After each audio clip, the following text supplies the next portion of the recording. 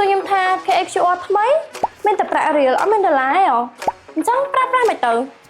ជំរាបសួរថ្ងៃនេះនាងខ្ញុំសូមណែនាំអំពីការប្រើប្រាស់ KXQR ថ្មីដែលមាននិមិត្តសញ្ញាបាកូពណ៌ក្រហមនៅចំកណ្ដាល KXQR ថ្មីនេះគឺមានតែប្រាក់រៀលនិងប្រាក់ដុល្លារនៅក្នុង KXQR តែមួយសម្រាប់ទូទាត់ប្រាក់បានតាមតម្រូវការដែលយើងមិនចាំបាច់ចុចបដូរ QR ជាប្រាក់រៀលឬប្រាក់ដុល្លារទៀតនោះទេអ្វីត្បិតតែ KXQR ថ្មីនេះយើងឃើញរូបិយប័ណ្ណជាប្រាក់រៀលតែនៅពេលចុច scan ទូទាត់យើងអាចចុចជ្រើសរើសរូបិយប័ណ្ណជាប្រាក់រៀលឬប្រាក់ដុល្លារបានពី AC Super App ឬពីគ្រប់ App ធនាគារ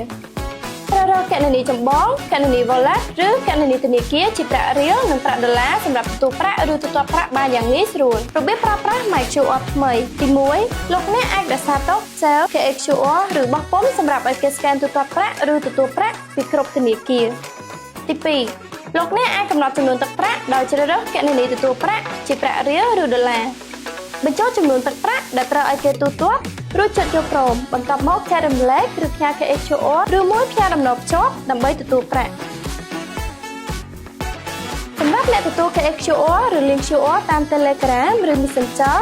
អាចទូទាត់ប្រាក់ឲ្យគេដោយចុចជ្រើសរើសរូបិយប័ណ្ណរៀលឬដុល្លារតាមតម្រូវការពី AC Super App ឬពីគ្រប់ App ធនាគារដែលអ្នកកំពុងប្រើប្រាស់តែមុននឹងចុចបញ្ជាក់សូមផ្ទេរទាត់ឈ្មោះនិងគណនីឲ្យបានត្រឹមត្រូវជាមុនជៀសវាងកំហុសខុសឆ្គងណាមួយកើតឡើង